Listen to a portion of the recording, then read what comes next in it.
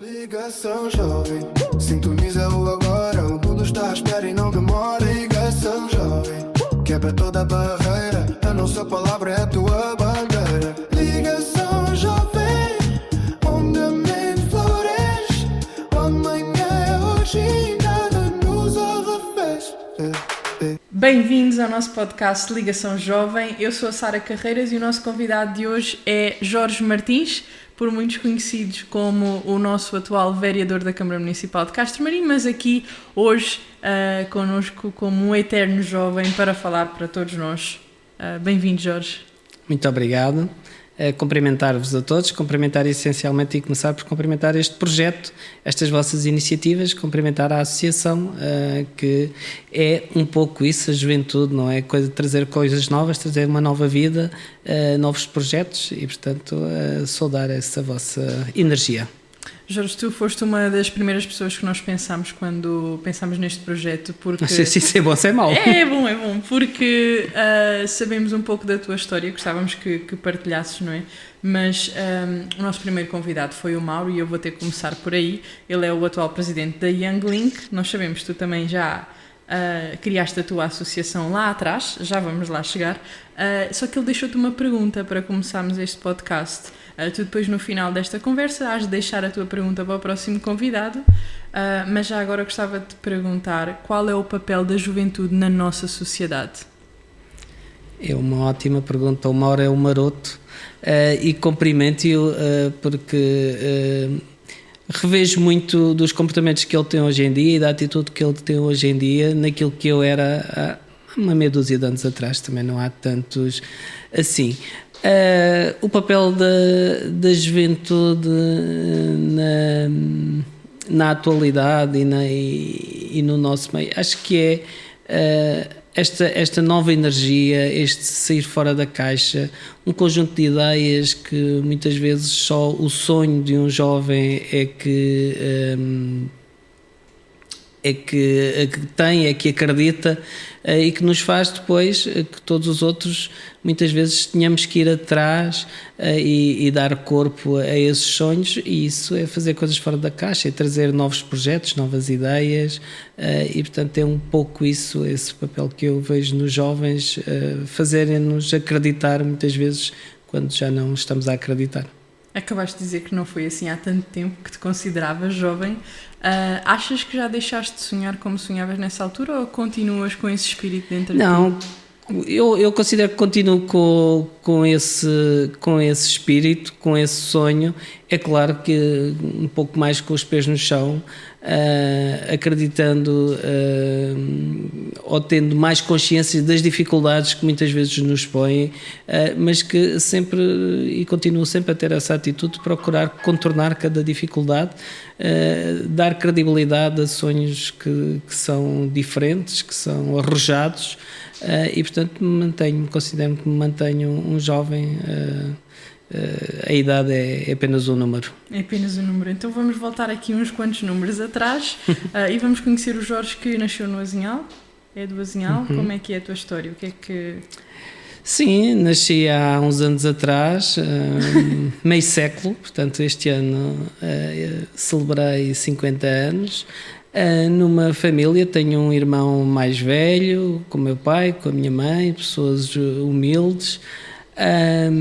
O meu pai era negociante de gado vivo, tinha talhos, e portanto os meus primeiros tempos foram divididos entre o cuidar dos animais vivos, as ovelhas e as cabras, e também no talho aprendendo algumas artes do negócio, digamos assim. Tenho uma história que me lembro. O meu pai ia praticamente todas as quartas-feiras com um caminhão carregado de animais vivos para a Malveira. Era a maior feira de gado do país, e eu sempre que tinha e que podia, que a escola me permitia, ia com ele. Íamos durante toda a noite em viagem até à Malveira, e o negócio fazia-se de madrugada. Muitas vezes o meu pai já levava algum gado vendido, que depois ia fazer essa entrega, e eu ficava junto do restante a tomar conta e ali a achar que tinha um papel muito importante a cuidar daqueles animais numa zona completamente desconfortável, não era a zona de conforto, não conhecia, mas sentia-me muito bem naquele papel. Achas que foi essa responsabilidade que sentias que tinhas que também mudou um bocadinho o teu mindset para tentares ser mais empreendedor logo tão cedo? Penso que ajudou esse papel, apesar de eu ter sempre um sonho um bocadinho... Queria sempre mais. E eu considero que a minha personalidade acabou por ficar mais vincada já mais tarde, até já mais tarde da própria adolescência, num período muito importante da minha vida, que foi a vida militar. Portanto, eu tive 10 anos de vida militar na Força Aérea e senti sozinho, fora de completamente da minha zona de conforto, e aí sim senti que moldei a minha personalidade e que me tornei aquilo que muita gente que não me conhece acha de mim. Quem não me conhece acha que eu sou uma pessoa extremamente rígida, muito séria, e depois quando me conhecem assim, tu não és nada daquilo que eu pensava de ti. Mas eu acho que isso ficou vincado por esse período, que foi um período longo ainda, cerca de 10 anos de vida militar. E o que é que esse período da tua vida te ensinou, para além dessas regras e dessa rigidez? O que é que trazes? Ensinam muito do que é a responsabilidade e do que é o rigor e do que é a exigência. Portanto, a vida militar naquela altura ainda era algo que tinha um rigor muito, muito acérrimo e, portanto, acho que isso moldou a minha personalidade nessa parte do que sou. Ok. E os sonhos nessa altura tornaram-se mais pequenos ou... continuavam contigo? Não, mantiveram-se sempre comigo, apesar de ser sonhador, mas sou muito realista e muito organizado no pensamento e nos meus projetos e no meu projeto de vida, naquilo que foi o meu projeto de vida. Eu passei naquela altura, dizia-se, acho que ainda hoje, que era o passar à reserva, ou seja, fui à inspeção do serviço militar e passaram-me à reserva porque já tinha o 12º ano e, portanto, com o 12º ano já não queriam ninguém lá. Mas o meu objetivo era ir para a universidade sabia exatamente para que universidade queria ir e que curso queria tirar, que era Psicologia, no ISPA, que é o Instituto de Psicologia mais antigo do país. Eu queria ir exatamente para aquela universidade. Então, um colega meu tinha ido para a Força Aérea, foi para a Força Aérea e depois explicou-me que aquilo dava tinha uma base em Beja e que dava para estudar então vi que isso poderia ser ali a minha saída, então fui voluntário para a Força Aérea já com um segundo objetivo, que era estudar durante a noite no ISPA, que tinha um polo em Beja, e então foi dessa forma que fui. Portanto, acabou por moldar um pouco do que é a minha personalidade, mas eu só estava lá e sabia que só estava lá de passagem, e fiz os primeiros 3 anos da licenciatura em Beja, sabendo logo quando entrei qual é a área de especialização que queria fazer, que era Psicologia do Desporto, e portanto era um aluno diferente da restante turma, porque eu sabia exatamente o que queria, também era ligeiramente já mais velho, porque tive 2 anos ali entre o 12º e a entrada para a faculdade. Sabia exatamente, era mais velho, sabia exatamente o que pretendia estudar, e portanto tinha uma maturidade diferente dos meus colegas. Portanto, e ao fim dos 3 anos a especialidade de Psicologia do Desporto só havia em Lisboa, e então tive que passar e ir para Lisboa. Quando cheguei a Lisboa, portanto, para fazer o 4º e o 5º ano da licenciatura, sabia exatamente que todos os meus temas avançados de estudo eram na área da Psicologia do Desporto e da Atividade Física, e isso fez-me ir rapidamente estagiar para um determinado clube de futebol e ter o convite depois para dar aulas quando estava no 5º ano, dar aulas ao 4º ano e ficar a colaborar com o grupo de Psicologia do Desporto, que era um grupo específico dentro da universidade, porque pronto, já tinha essa organização mental e esse percurso estava traçado logo cá atrás, quando ainda nem sequer tinha entrado para a universidade. Portanto, quando entrei para a universidade sabia já exatamente o processo. Tenho aqui uma questão, porque revejo-me bastante no que estás a dizer. Também sou uma pessoa que imagina e depois vai atrás daquilo que imaginou. Algumas pessoas são reticentes a esse pensamento e a essa forma de viver porque começam a contemplar as coisas que podem correr mal, ou e agora se não der. Achas que teres essas coisas todas certinhas fez com que chegasses lá mais facilmente?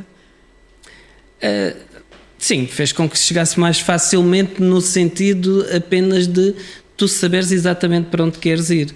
Agora, os contratempos, as curvas e as contracurvas que nos aparecem pelo caminho, essas podem aparecer estão sempre lá e podem surgir de qualquer forma. Portanto, agora, se tu sabes que queres exatamente ir para aquele destino, é só ires percorrendo e procurando ultrapassar cada uma das situações que vão surgindo. Manter o teu foco e o teu objetivo. E muitas vezes, isso se calhar tomei consciência do que era, mas fazia-o inconscientemente, que é fazeres a antecipação dos problemas que te podem acontecer. E isso, de facto, por ter alguma maturidade, eu já fazia. Sabia o que é que me pode acontecer, quais são as dificuldades que podem ocorrer. Por exemplo, quando transitei de Beja para Lisboa, havia ali um conjunto de situações que podiam não ser exatamente aquilo que eu queria, e ia preparado para poder ter que perder um ano ou não perder, porque queria exatamente fazer estágio no desporto e não queria fazer noutra área, mas podia acontecer que não existisse vagas para fazer estágios naquela área. Eu estava previsto, se não existir, eu não vou fazer estágio numa área que não gosto, vou esperar e faço no ano seguinte. Portanto, é exatamente um bocadinho esse o antecipar de situações que podem ocorrer, que faz com que, se tu sabes para onde vais, possas ter alguma vantagem ou possa alterar um bocadinho a forma como as coisas vão correr. Agora temos aqui duas questões. Aqui, esta que acabaste de dizer, a nível da psicologia, achas que essa é a visão mais correta para encarar a vida? Conseguir já ver onde estão os problemas e pensar em algumas soluções? Quase que te estou a pedir um conselho agora. Se nós conseguirmos antecipar os problemas, teremos sempre melhores soluções, mas o que me parece é que isso nunca pode ser um fator limitativo. Como dizias há pouco, que é, se sei que vou ter aquele tipo de problemas, se calhar não vou, porque aquilo vai ser um problema. Portanto, acho que não nos devemos limitar e, portanto, psicologicamente devemos nos preparar porque se tu te sentires limitada e tiveres desenvolveres aspectos ansiogénicos sobre qualquer situação, vais-te retrair e não os vais enfrentar, e se não os enfrentas nunca os ultrapassas, e portanto é um bocadinho aqui das duas situações. Portanto, não fugir deles, antecipá-los, e se os antecipas, enfrentá-los. É isso mesmo. E aqui agora a segunda questão, e talvez a maior questão, é: porquê é que sabias que era psicologia e porquê psicologia do desporto? Essa também é uma pergunta que se calhar ainda hoje não sei bem responder. Não.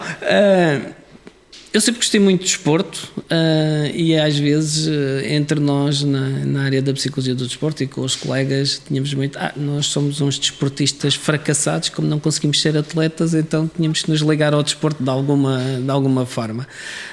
Mas essencialmente eu fui tendo consciência ao longo do processo que me relacionava bem com as pessoas, e portanto isso fez com que percebesse que queria trabalhar com pessoas, não queria trabalhar com papéis, queria trabalhar com pessoas, e depois o facto de, no desporto de alta competição, que foi onde eu trabalhei na área da psicologia, poder ajudar nos processos de resultado.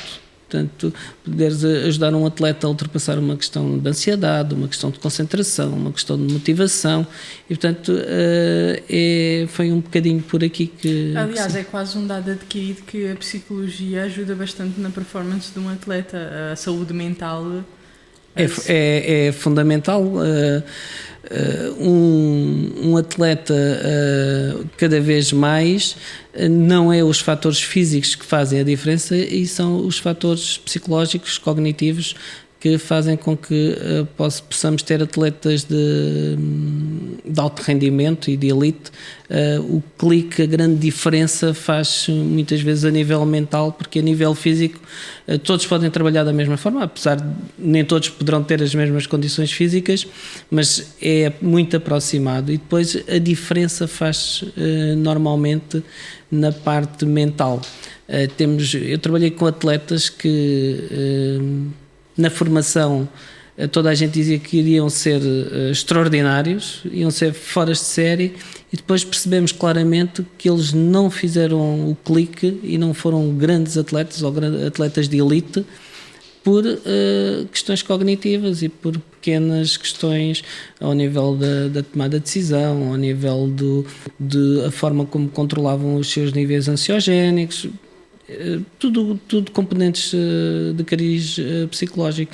Hoje em dia quando eu comecei não existia, mas hoje em dia qualquer equipa é acompanhada por um psicólogo, qualquer atleta de modalidade individual é acompanhado por um psicólogo, portanto todas as estruturas hoje em dia estão completamente psicologizadas, se existe esta palavra, com psicólogos nas suas equipas. Eu, quando cheguei ao Benfica, éramos 3, e estive agora presente nos 30 anos da psicologia no Benfica, e o departamento tem para aí 20 psicólogos. Ok. Portanto, é uma diferença, foi uma evolução nestes últimos 15 anos muito grande. Acabaste de revelar o clube de futebol em que trabalhaste. Também o Benfica tem imensas modalidades, por isso também se calhar se justifica, ou estás a falar só da equipa? Não, estão a trabalhar praticamente em todas as modalidades. Foi criado, nós quando eu cheguei tínhamos um pequeno departamento, ou éramos um pequeno grupo dentro da medicina, do departamento de medicina do Benfica. Hoje em dia existe um departamento só de psicologia e que dá resposta a todas as modalidades e a todos os atletas de uma forma transversal. Portanto, organizou-se de uma forma diferente. E é muito importante. Vou fazer aqui uma ponte entre o que me acabaste de dizer sobre o desporto para a vida em si. Achas que também houve essa evolução nesses 15 anos? No resto da sociedade também se deu a devida importância à saúde mental hoje em dia? Sim, sem dúvida que sim, que hoje em dia aborda-se. Há 20 anos atrás éramos os maluquinhos, que ele não bate bem ali da cabeça, que ele tem uma falha. Portanto, hoje em dia conseguimos perceber, por exemplo, que alguém que não sai de casa não é por uma opção própria, é muitas vezes por uma questão de doença mental, ou por uma depressão, ou por um fator ansiogénico, e portanto retrai-se, e isso é aceito na sociedade de uma forma diferente. Portanto, o que é uma depressão hoje toda a gente sabe, o que é ansiedade toda a gente sabe, e portanto isso está normalizado, acho que sim. E como é que foi a passagem da tua vida universitária, que estavas a contar, para começares profissionalmente a trabalhar na área? Como te dizia há pouco, eu estava com um nível de maturidade diferente daquilo que eram os meus colegas, e portanto no momento em que chego ao ISPA, a Lisboa, e começo a fazer já um bocadinho mais a especialização para a psicologia do desporto, conheci pessoas fantásticas que eram os meus professores, essencialmente o Dr. Pedro Almeida. O Dr. Pedro Almeida, que era o responsável do núcleo e era também o psicólogo responsável no Benfica, e portanto ele faz-me o convite para ir fazer o estágio ao Benfica, Eu vou fazer o estágio ao Benfica e ao mesmo tempo surge um pedido na faculdade para um estudante acompanhar uma equipa de futebol sénior, que normalmente não acontece um estudante acompanhar futebol sénior, mas há um pedido para um estudante acompanhar uma equipa de futebol sénior e o Pedro desafia-me para acompanhar essa equipa. E vou acompanhar a equipa e temos uma experiência muito boa, extraordinária. Descemos de divisão, portanto, não podia ser uma melhor experiência, mas conseguimos em poucos meses alterar muito o que eram as dinâmicas de uma equipa, fazendo o treinador, que é o líder sempre do processo, refletir sobre um conjunto de processos. Isto fez com que esse treinador quase me adotasse como seu psicólogo pessoal, e foi uma experiência que, entretanto, este nosso grupo de psicologia na faculdade achou extraordinária e acaba por me convidar a ir dar uma aula àqueles que ainda pouco eram os meus colegas e alguns miúdos um pouco mais novos. Essa aula também acaba por correr bem, porque foi falar um bocadinho daquilo que eu tinha feito, como é que eu tinha feito. Eu cheio de dúvidas, pensava que aquilo podia estar a fazer as maiores tontarias do mundo, porque o treinador... Eu estava a conversar com ele e estava a fazer um desenho, tipo um organograma da estrutura, de como a equipa estava a funcionar, e fazia cortes quando ele me dizia que a relação com o A ou com o B não funcionava, e eu fazia um corte naquela linha. E passado 2 dias, eu só ia dia sim, dia não ao clube, e passado 2 dias, quando lá vou, ele tinha dispensado uma série de jogadores, tinha mudado o capitão da equipa, tinha feito um conjunto de alterações. Eu fiquei em pânico. O que eu fiz? Portanto, todos aqueles sítios onde eu tinha colocado um risco na relação, ele percebeu, deu-se conta que aquilo era falhas no processo de liderança dele. E o que é facto é que era uma equipa que tinha ganho muitos poucos jogos até esse momento, e a partir desse momento ganhámos os jogos todos até ao fim da época. Como disse, acabámos por ser de divisão na mesma. Mas o passar essa experiência para os meus colegas na aula fez com que também a estrutura do curso, o Pedro, a Maria João, que eram as pessoas responsáveis, vamos convidar o Jorge, ele tem que ir passando esta sua experiência online quase à turma. E foi assim que comecei a ser colaborador, ainda aluno e colaborador deles no curso. Portanto, depois terminei o curso, candidatei-me, tinha feito e aí, por exemplo, o antecipar, eu sabia que queria estudar a tomada de decisão na arbitragem. Já naquela altura a arbitragem era muito polémica, e portanto a minha tese de monografia foi a tomada de decisão de um árbitro no campo, a forma como decide, como pensa para decidir, essa foi o tema de final de curso. Correu também bem, e portanto de todo este processo sou convidado no ano a seguir para dar aulas de facto já oficialmente ao 5º ano, e para fazer fiz uma candidatura a um projeto de investigação à FCT com o processo de tomada de decisão de arbitragem, que foi a primeira vez que um aluno conseguiu no ISPA ir à FCT beber um financiamento.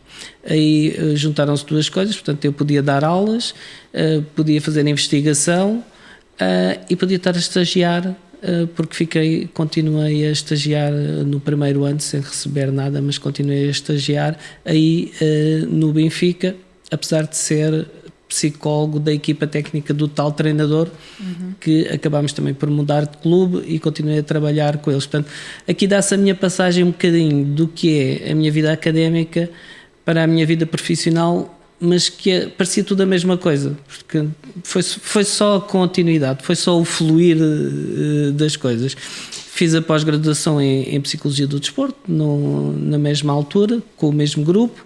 Depois fui para Madrid fazer o mestrado em Psicologia do Desporto e da Atividade Física. Comecei a dar aulas na Escola Superior de Rio Maior. Acabei o mestrado em Madrid e fiz a transição para o mestrado em Portugal, porque tinha que ter a equivalência em Braga.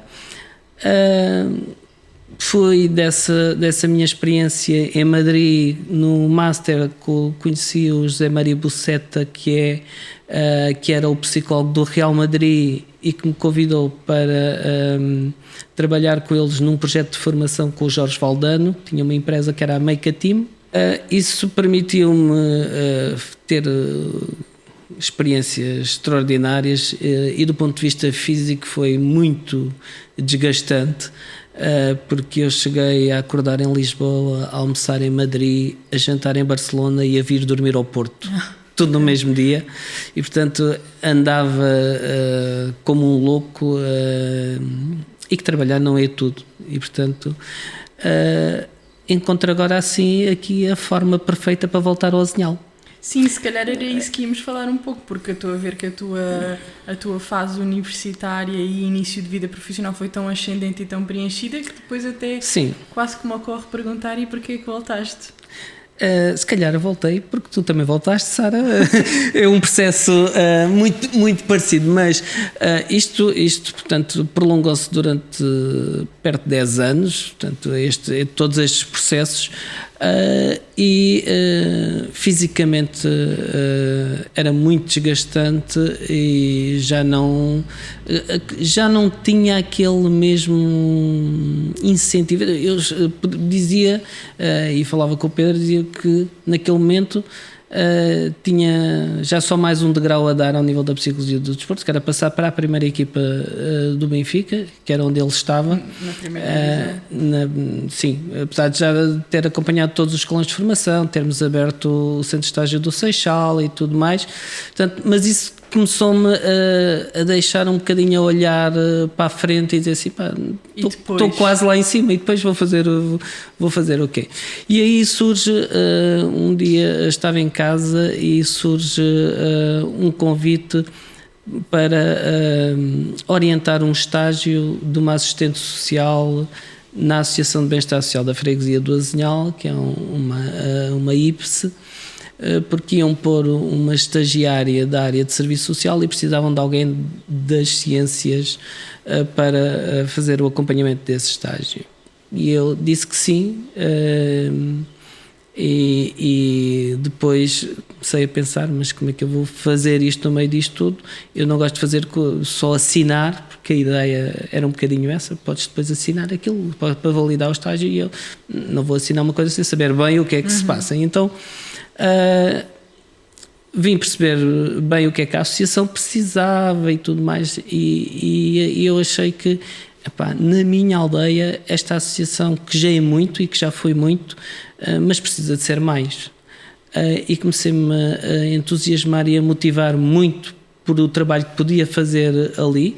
Isto em paralelo ainda estava em Lisboa, mas era uma coisa paralela. Vinha uma vez por semana ao Azinhal, aproveitava também esse tempo para poder estar mais com os meus pais, e então isso começou-me a despertar um outro bichinho, e levou-me a desenhar um projeto para a associação, pensar, dizer às pessoas da associação, à direção, o que vocês querem é apenas que a associação seja isto e só isto, podemos fazer tantas outras coisas.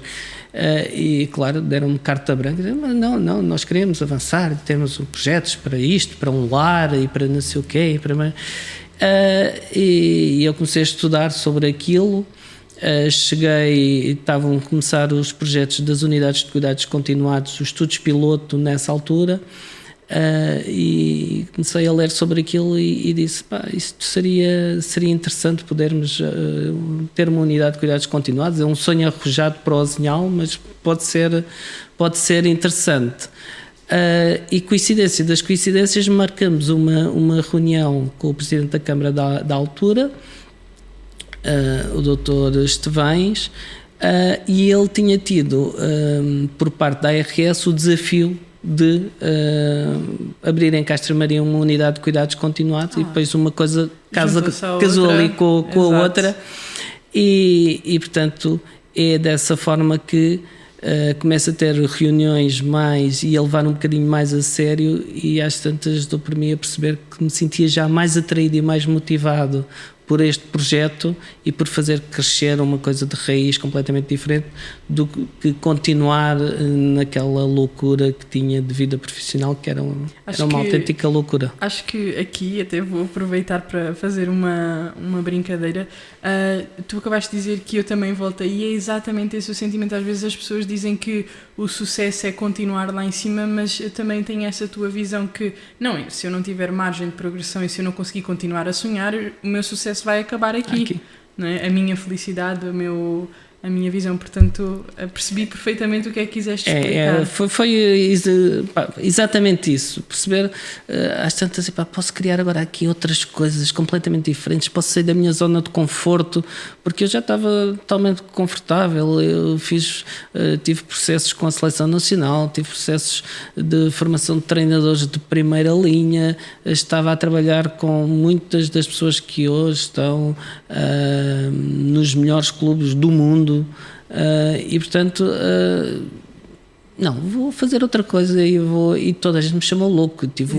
Na altura o Rui Costa estava há pouco tempo que tinha passado para dirigente, para vice-presidente do Luís Filipe Vieira. Tivemos quase uma discussão que parecia uma discussão de loucos, porque eu tinha mais um ano de contrato e de um dia para o outro eu disse: vou-me embora, vou para o sinal. Mas tu és louco.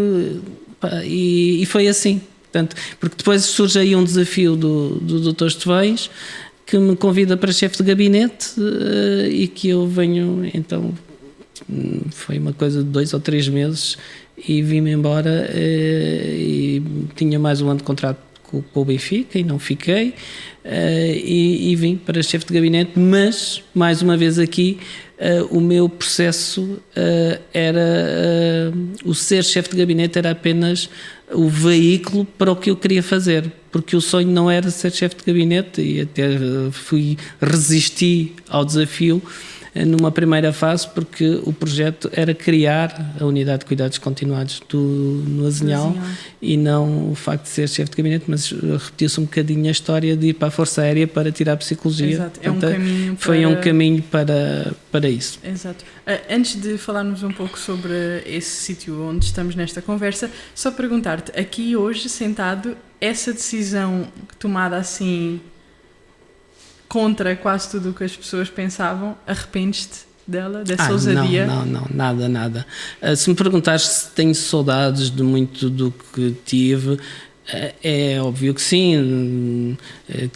Vivi coisas extraordinárias, mas não me arrependo de nada. Foi de facto o caminho que eu escolhi, e portanto podia lá estar bem, podia lá estar e ter corrido mal, mas não me arrependo nada do caminho. Estou cá, o Azinhal tem uma unidade de cuidados continuados, e portanto estou agora num outro projeto. Pois é, agora voltaste àquilo que não era inicialmente sim. O teu caminho. Mas olha, antes de falarmos mais de política, já havia outras coisas que tu tinhas desenvolvido no Azinhal, certo? Antes desse Sim. grande projeto. Portanto, desde miúdo que sempre fui muito interventivo e sempre fui muito de não me acomodar.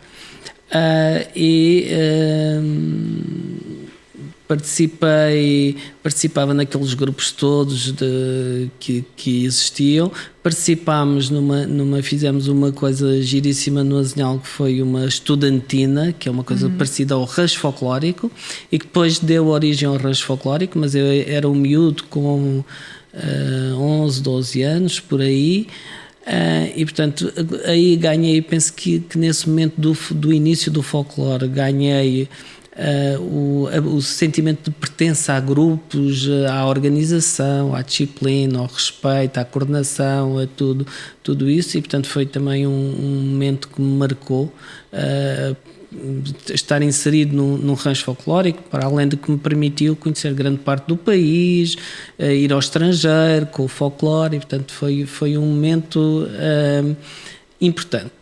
Depois já ali mais, mas também era sempre, não era muito estar acomodado, até porque estava no grupo, no Rancho Folclórico do Azinhal, e às tantas chatearam porque eu estava a comer uma pastilha e pediram para tirar a pastilha, e entendi que não tirava a pastilha e disseram assim, então tens de sair do rancho. Está bem, eu saio do rancho e depois fui bailar para outro rancho, para o rancho de Bom Carapacho, onde podias comer as tuas pastilhas. Não, se calhar também não podia, mas apeteceu-me desafiar naquele momento a liderança. E então fui com 15 anos, por aí, fui para outro rancho, para o rancho de Bom Carapacho, que era um rancho também muito mais organizado, maior, com um destaque maior. Fui para esse rancho. E depois, mais tarde, com 17 anos...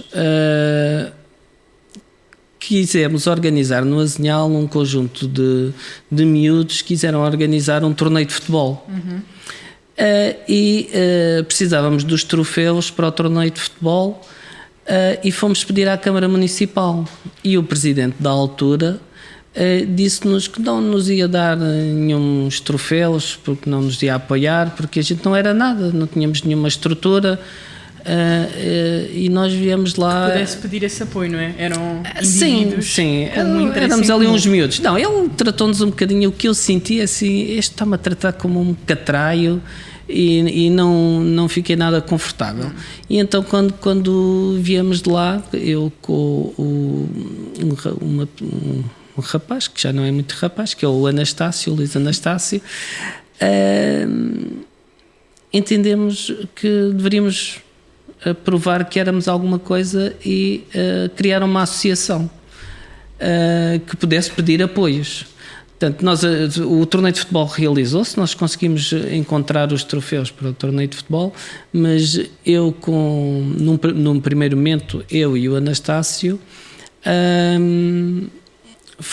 ele pediu, porque tinha um familiar nos Leões do Sul, pediu os estatutos dos Leões do Sul, e nós, sentados ali no adro da Junta no Azinhal, redesenhámos uns estatutos para o que poderia ser uma associação e começámos esse movimento e criámos, portanto, a ARCA, a Associação Recreativa e Cultural Azinhal.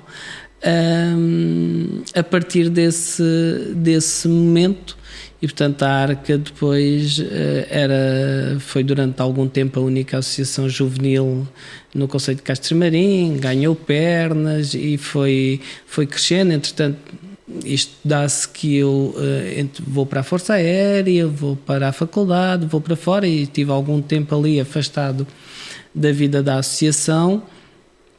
E depois, quando regressei ao Azinhal, foi outro dos projetos também que agarrei logo, que foi a associação estava um bocadinho moribunda, digamos, passando por algumas dificuldades. Já tinham algumas pessoas tentado mudar o rumo, e eu, quando voltei, procurei juntar aqueles que tinham sido os sócios fundadores, e voltarmos a pegar na associação, desafiei-os e voltámos a pegar na associação e demos-lhe um impulso novamente, e que hoje em dia, pronto, está em boas mãos e tem um grupo de jovens bastante ativo, com muitas atividades. Mas a ARCA foi também uma criação também importante no meu processo de me fazer gente. De se fazer gente, porque aos 17 anos ir consultar uns estatutos, se calhar não é a coisa que passa na cabeça de muito jovem, que é. Sim. Por aí que começa o processo de uma associação, criares o estatuto jurídico, fazeres o registro, fazeres uma escritura, portanto... Tudo termos que um jovem que não tenha quem o ensine e apoie nesse sentido, se calhar não chega lá.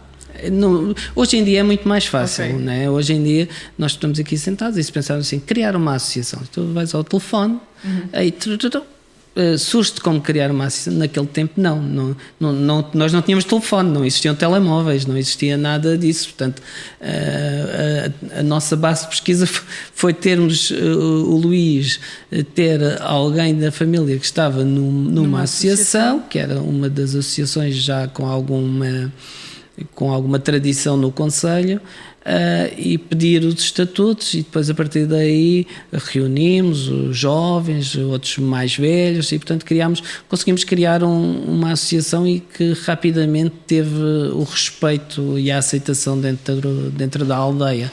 Mas era bem diferente conseguires fazer estas coisas porque não existia o acesso que há hoje à informação. A informação, claro. Era muito diferente. Tocando muito nesse assunto porque este podcast é o novo projeto de uma associação jovem. Gostávamos também de perguntar a ti, que foi um tema que debatemos muito com o Mauro no primeiro episódio do podcast, que é, achas que as associações jovens têm um papel muito importante na sociedade, que são fundamentais, que os jovens deviam de se unir mais a causas como estas, deviam... o Mauro falou bastante também no sentido do que tu disseste, de sentir que pertences a alguma coisa e daí criares um futuro. Acho que às vezes os jovens têm os tais sonhos, mas não correm atrás deles, ou não procuram como lá chegar, ou não sabem como. Não sei o que é que... eu acho que muitas vezes acho extremamente importante que se participe, que se esteja, que se criem incentivos para estarmos uns com os outros. Penso que isto aqui é um pouquinho também defeito de formação, portanto, da área da psicologia. A relação entre as pessoas acho que é extremamente importante. A questão dos jovens e da participação, eu acho que muitas vezes é preciso eles sentirem-se que têm credibilidade e que lhes é dada credibilidade e que lhes são dadas oportunidades. Muitas vezes é apenas isso, dar-lhes a oportunidade e não limitares o jovem ou os jovens em caso de uma associação.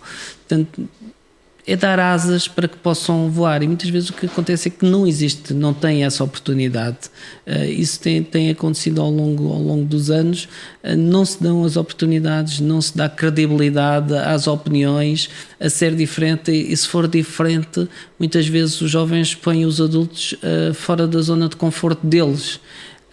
E não aceitarmos, estes estão aqui a questionar, quem são estes catrais para me questionarem ou para me deixarem aqui desconfortável? Não vou já arrumá-los aqui, que eu, portanto, não me quero sentir ameaçado por um jovem.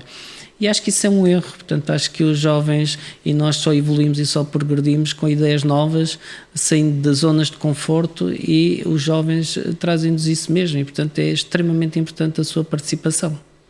Olha, Jorge, adorei agora a tua resposta, e tenho aqui só uma questão que é, sabes, acho que alguns dos jovens querem mudar assim o mundo e querem estas coisas todas, mas não querem ter nada a ver com política, porque a imagem que nós temos da política é assim uma coisa se calhar feia, vou utilizar este termo para não descrever mais, mas no fundo é a política que está por trás destas coisas todas. Tu que já foste esse jovem que precisou daquele apoio, achas que a mudança aconteceu nesse momento? Ou porque há muitas pessoas que não vão, muitos jovens que não vão votar, ou que lhes dá igual quem ganha, não têm assim um espírito crítico tão aguçado. O que é que poderias dar como conselho? Eu acho que há aqui duas questões neste aspecto. A responsabilidade dos jovens não gostarem da política é muito daquilo que os que se consideram políticos, porque provavelmente eu digo que consideram políticos porque provavelmente não o são, fazem. Eu acho que, e sempre tive esta ideia, acho que a política é das coisas mais bonitas que existem. Tudo depende de como é que nós olhemos ao que é a política, e eu vejo a política como uma forma que nós temos de nos organizarmos para criarmos coisas e para nos conduzirmos enquanto sociedade.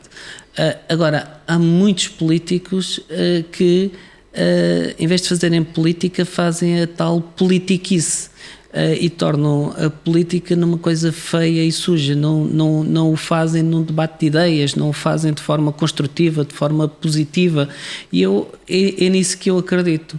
Eu acredito que do debate de ideias que eu possa ter contigo, tu possas ter uma ideia completamente contrária à minha, mas do nosso debate vamos construir e vamos evoluir, se calhar com umas coisas minhas e com umas coisas tuas. Eu, enquanto pessoa que hoje estou ligada à política, não tenho qualquer problema em aceitar algo que alguém que esteja num outro posicionamento político, se eu perceber que aquilo é melhor para todos nós. Eu não tenho a verdade absoluta e muitas vezes levamos e discutimos coisas que não, sem qualquer sentido, e levamos a política para a lama, e isso é que faz com que os jovens se afastem e não queiram saber do que é a política. Mas se nós formos perceber realmente o que é a política, não é a política que está mal, não é o conceito de política, é aqueles que fazem a política é que muitas vezes têm comportamentos que não são corretos,